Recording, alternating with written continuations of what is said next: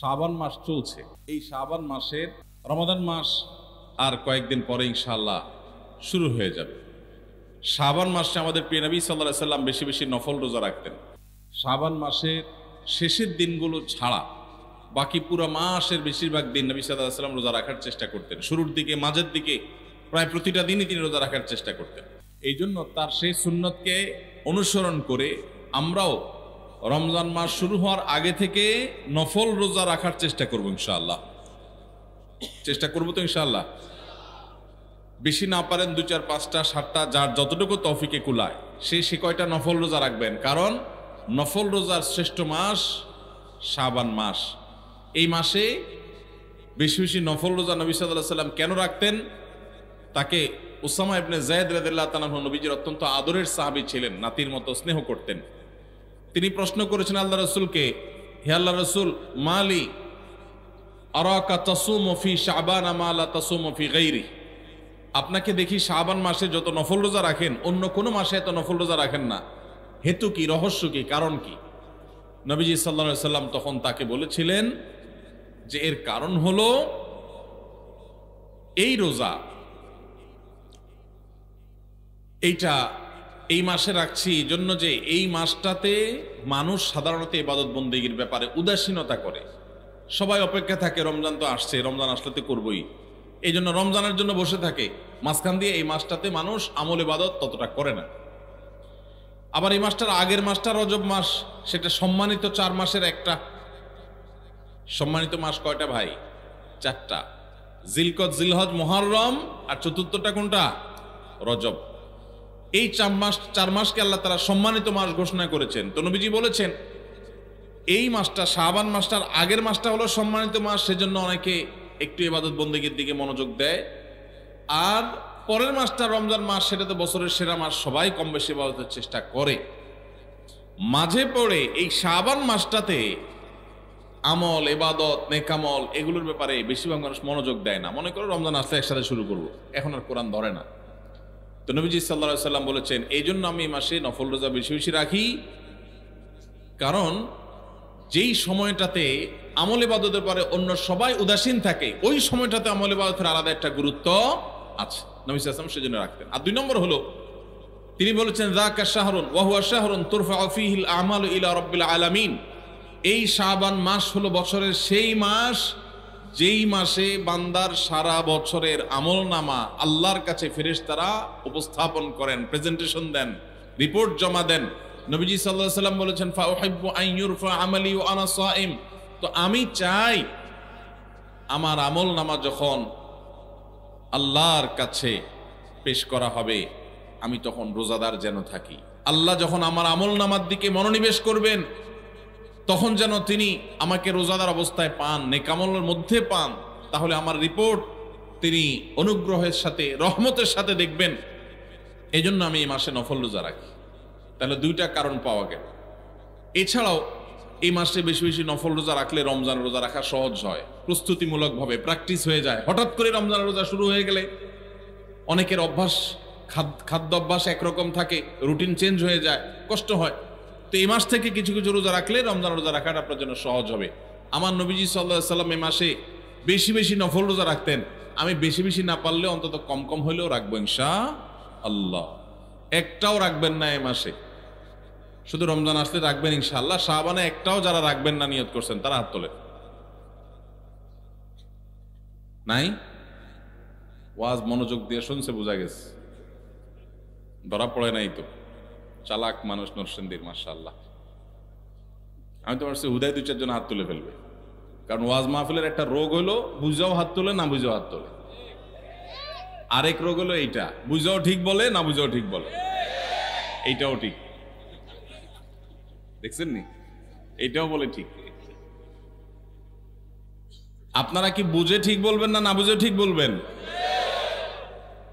যতক্ষণ থাকবেন মনোযোগ দিয়ে শুনবেন, আগে থেকে নিয়ত করবেন যা শুনবো সেটা বাড়ি নিয়ে যাব, আমল করব, বউ বাচ্চা, মা বোন, অন্য সবার সাথে শেয়ার করব, চেষ্টা করে যাবে না ইনশাআল্লাহ। তাহলে এই যে শাবান মাসের নফল রোজা, এটা আমাদের সমাজের থেকে অনেক সময় অনেকটা হারিয়ে গেছে। খুব একটা রাখে না মানুষ, ওই শবে বরাতে রাখে কেউ কেউ, আর কোনো রোজা রাখার খোঁজ খবর নাই।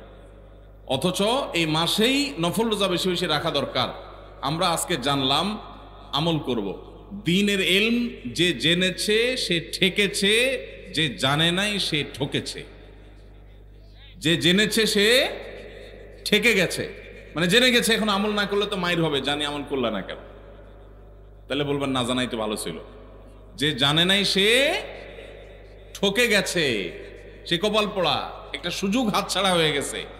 আর যে জেনে গেছে সে ঠেকায় পড়ছে, জানছে যেহেতু, এখন তাকে কি করবে? আমল করতে হবে। আমল করলে কি আমাদের লাভ না আল্লাহর লাভ? আল্লাহর কোনো ঠেকা আছে? আমরা হলাম পোলাপানের মতো। পোলাপান দেখবেন মায়েরা খাবারের বাটি নিয়ে নিয়ে পিছনে পিছনে ঘুরে, বাবা খা খা। বাবা জিকির করতে করতে বেচারের মুখ দিয়ে ফেনা উঠে যায়, ঘুরতে ঘুরতে শেষ। ছেলে খাবে না, উল্টা ঝাড়ি মারে। ভাবখানা এমন, খাইলে মায়ের স্বাস্থ্য ভালো হবে। আসলে কি তাই? মা বাবা আদর করেন, স্নেহ করেন সন্তানদেরকে, সেজন্য কষ্ট করে হলেও সন্তানকে ভালো জিনিসটা খাওয়াতে চেষ্টা করেন। যদিও আমাদের মায়েদের এই চেষ্টাটা আরো বেশি প্রশংসনীয় হবে যদি মায়েরা যতটা চেষ্টা করেন বাচ্চাকে খাওয়ানোর জন্য, এর চেয়ে বেশি চেষ্টা যদি করতেন হালাল খাবার দিচ্ছেন কিনা সেই বিষয়ে মনোযোগ দিতে। এই সন্তান বাবা মার সবচেয়ে বাধ্যগত সন্তান হতো, এই সন্তান নয়ন জোড়ানোর মতো সন্তান হতো। এখন আমাদের ঘরে ঘরে কুলাঙ্গার সন্তান ভরে গেছে। বেশিরভাগ ফ্যামিলিতে বাবা মার চক্ষু শীতলকারী সন্তান নাই। আজকে একটা বিশ্ববিদ্যালয়ের সাবেক ভিসি, তিনি আজকে বলছিলেন যে আমার বাবা আমাদেরকে ছোটবেলায় যখন খেলতে বের হতাম, স্কুল কলেজে পড়ার সময় বলতেন মাগরিবের আগে আগে বাসায় আসবা,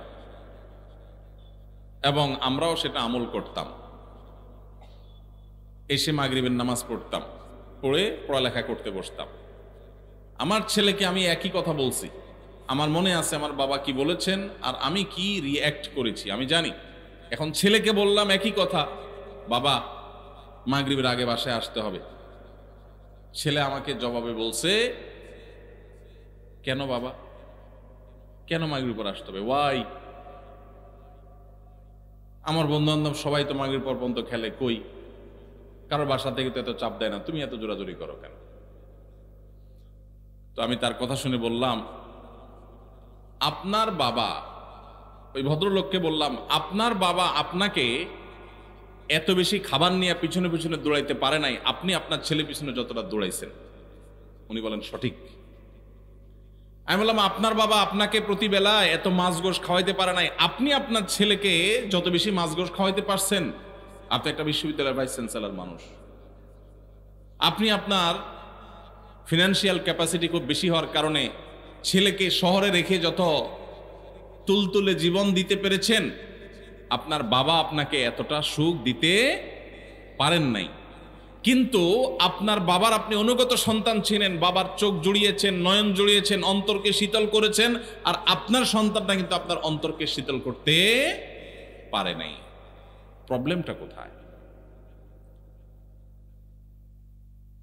আমরা যারা আমাদের বয়সী যারা আছেন এখানে, বা আরো যারা সিনিয়র মুরব্বীরা আছেন এখানে 45, 50 বা আরো উপরে, আমাদের অনেকের বাবা মা 3 বেলা ভালো করে খাবার দেওয়া আমাদের জন্য, আমাদেরকে তাদের জন্য কষ্টকর ছিল। কিন্তু এরপরেও আমরা বাবা মার প্রতি এতটা অনুগত, বাবা মাকে আমরা অনেক ফিল করি, অনেক মিস করি। বেঁচে থাকলেও ফিল করি, আর মরে গেলে আরো বেশি মিস করি, ফিল করি। কিন্তু এখনকার যে আমাদের সন্তানরা, এই সন্তানরা আমাদের বাবা মা আমাদের জন্য যতটা করতে পেরেছেন, এদের জন্য আমরা এর 3 গুণ করার পরও তারা আমাদের বাবা মার প্রতি আমরা যতটা অনুগত, আজকালের সন্তানরা আমাদের প্রতি ততটা অনুগত না। কারণটা কি ভাইরা আমার? সবই তো দিয়েছি, সবই দিয়েছি। আমার বাবা মা যা দিতে পেরেছে আমি তার চেয়ে বেশি দিয়েছি। তাহলে কৃতজ্ঞতা আদায় করতে গিয়েও তো অন্তত আমি আমার বাবার মধ্যে যতটা অনুগত, সন্তান আরো বেশি অনুগত হওয়ার কথা ছিল, কিন্তু হচ্ছে না। এর কারণ কি? এর কারণ বিশ্লেষণ করা অনেক লম্বা আলোচনার ব্যাপার। একক কোনো কারণ এখানে বলা কঠিন, অনেকগুলো কারণ রয়েছে। এর ভিতরে একটা কারণ হলো আমাদের এই সমাজ ব্যবস্থা এটা পশ্চিমা সংস্কৃতি দ্বারায় এত বেশি প্রভাবিত হয়ে গেছে যে আমাদের সন্তানরা এখন তারা এদেশীয় সংস্কৃতি, এদেশে মানুষের কৃষ্টি, কালচার, সভ্যতা, এদেশের মানুষের তাহজিব, তামাদ্দুন এবং অ্যাজ এ মুসলিম ইসলামের যে কৃষ্টি কালচার সেই জায়গা থেকে অনেক দূরে সরে গেছে। আমাদের তরুণদের একটা বড় অংশ তারা বিপদগামিতার দিকে চলে গেছে। এর কারণ যেমন পশ্চিমা সংস্কৃতির আগ্রাসন আছে, নাটক সিনেমার নামে, বিনোদনের নামে যেগুলো দেখছেন সারাক্ষণ আপনার ভেতরের জগৎকে পরিবর্তন করে দিচ্ছে, সেগুলো আপনার ঈমান, আমল, চিন্তাধারা সবকিছুকে প্রভাবিত করে নিজের অজান্তে চেঞ্জ করে দিচ্ছে। আপনি মুসলমান থাকছেন নামে আর খোলসে, ভেতর থেকে আপনাকে পরিবর্তন করছে, আপনি টেরও পাচ্ছেন না। আপনার সন্তানকে আপনি শিক্ষা দিচ্ছেন, স্কুল, কলেজে, ইউনিভার্সিটিতে শিক্ষা নিতে গেছে যে সন্তান, সেখান থেকে শিক্ষার উপরে ভর করে পশ্চিমা যে সংস্কৃতি আসছে সেটাও সে ধারণ করেছে, শিক্ষিত হচ্ছে, পাশাপাশি সে পশ্চিমা ধ্যান ধারণায় বিশ্বাসী হচ্ছে। এর ফলশ্রুতিতে ইসলামের যে ট্র্যাক, ইসলামের যে সুমহান শিক্ষা, সেই শিক্ষা থেকে বঞ্চিত হয়ে ধ্বংস হয়ে যাচ্ছে। এর অনেক কারণের ভিতরে একটা কারণ হলো সন্তানকে আপনি সেইভাবে হালাল খাবার খাওয়াতে পারতেছেন না আপনার বাবা মা যেটা আপনাকে খাওয়াতে পেরেছে। আপনার বাবা মা অনেক কষ্ট করে অল্প খাওয়াইছেন, কিন্তু হালাল খাওয়াইছেন, তার বরকত ছেলের মধ্যে আপনি পাইছেন। আপনি আপনার ছেলে মেয়েকে যা খাওয়াচ্ছেন বুকে হাত দিয়ে বলতে পারবেন না যে টনটন করে বাজবে, এতটা হালাল এবং পিওর যেটা আপনার বাবার সম্পদের মধ্যে ছিল, সেটা যদি আপনার সন্তানের মধ্যে আপনি করতে পারেন, ইনশাআল্লাহ এই যুগে আপনার সন্তান সবচেয়ে সভ্য, ভদ্র এবং মাথা নিচু করে বিনম্রতার সাথে আপনাকে শ্রদ্ধা নিবেদন করবে। এই জন্য সন্তান খাইলো কি খাইলো না এটার জন্য যতটা মরিয়া মায়েরা, এর চেয়ে বেশি মরিয়া হবেন সন্তানের পেটে হালাল ঢুকছে নাকি হারাম ঢুকছে বিষয়টা নিয়ে। আল্লাহ আমাদেরকে সেই তৌফিক দান করুন। ভাইরা আমার, তাহলে আমরা শাবানের নফল রোজার কথা বলছিলাম। এই নফল রোজাগুলো আমরা বেশি বেশি করে নিজেরা রাখবো, অন্যদেরকে রাখতে উৎসাহিত করব, অন্যদের মধ্যে প্রচার করব, জানাজানি করব। আগামী বছর আমাদের কাছে বলার দরকার নাই, আমি হয়তো মাহফিল আগামী বছর আসবো না, বাঁচবো না, হয়তো মাহফিল আদৌ হইল না, কিন্তু আল্লাহর কাছে যেন এটা বলার মতো থাকে। এই মাহফিল থেকে যাওয়ার সময় নিয়ত করে যাবো ইনশাল্লাহ আমলটা করব। ঠিক আছে না ইনশাল্লাহ? আল্লাহ আমাদের সবাইকে আমলের তৌফিক দান করো। তো এই যে মা বাবা আর সন্তানের কথাটা যেখান থেকে আসলো সেটা হলো, আমরা শাবান মাসে বেশি বেশি রোজা রাখলে লাভ কি আমাদের না আল্লাহর? আল্লাহ কোরআনে বারবার আমাদের নেক আমল করতে বলছেন, নবীরা বারবার আমাদেরকে সতর্ক করছেন। এটা দেখে কোন জাহেল মানুষের মনে চিন্তা আসতে পারে যে ব্যাপার কি, আমরা আমল না করলে আল্লাহর কি? ভাইরা আমার, এটা হলো শিশু সুলভ চিন্তা। ওই যে শিশু মা বাপ খানা খাওয়ানোর জন্য সারাদিন পিছে পিছে ঘুরে, আর সে মনে করে কিরে মার মনে কোনো ঠেকাটুকা আছে মনে হয়, মা মনে বেতন টেতন পাবে, এই জন্য আমার পিছে পিছে ঘুরে মনে হয়। ওই ছেলে খাইতে চায় না, অথচ স্বার্থটা কি মায়ের না সন্তানের? সন্তানের। তাহলে মা এত কষ্ট কেন করছেন? মমতার কারণে, স্নেহের কারণে। মা বাবা সন্তানকে যতটা ভালোবাসেন, আপনার আমার রব, আপনার আমার মালিক আল্লাহ সুবহানাহু ওয়া তাআলা আমাদেরকে এর চাইতে অগণিত গুণ বেশি ভালোবাসেন। এত বেশি ভালোবাসেন যে বান্দা জাহান্নামে যাক আল্লাহ চান না। এই যে বিভিন্ন আমল আমাদেরকে আল্লাহ দিয়েছেন, এই আমলগুলো দিয়েছেন আমরা যেন জান্নাতে যাওয়ার পথ সহজ হয়, আমাদের সুগম হয়। সেজন্য এই জন্য ভাই সমস্ত সুন্নাহগুলো, নবীজির আমলগুলো সব শিখে শিখে জেনে জেনে আমল করবো তো ইনশাআল্লাহ।